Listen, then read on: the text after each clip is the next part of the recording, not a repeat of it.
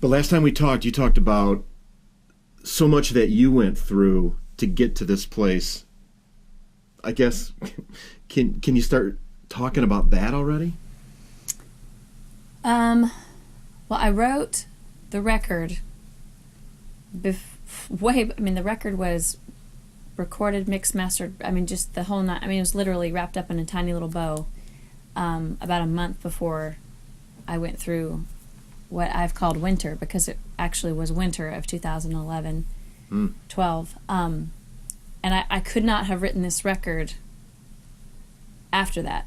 I don't think that it would be possible to write this record after that. Just had I experienced that winter before this record, I think it was just too deep and too dark and too emotional and too convoluted to be able to wrap my mind around.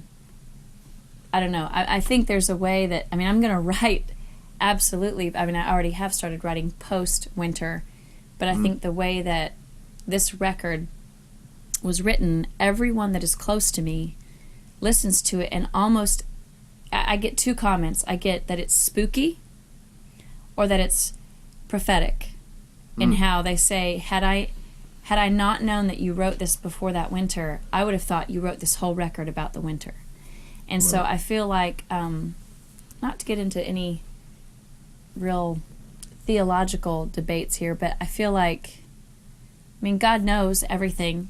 And so it's like, you know, for someone to argue, did he know that this was going to happen to you? And, you know, should he have intervened differently and all these kind of things? And I don't like to get into those discussions, because I just believe God is God, and he's faithful, and he's trustworthy and just. And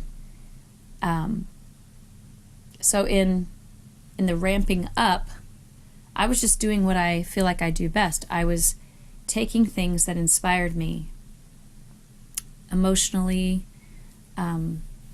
always emotionally inspired by things that are really tragic.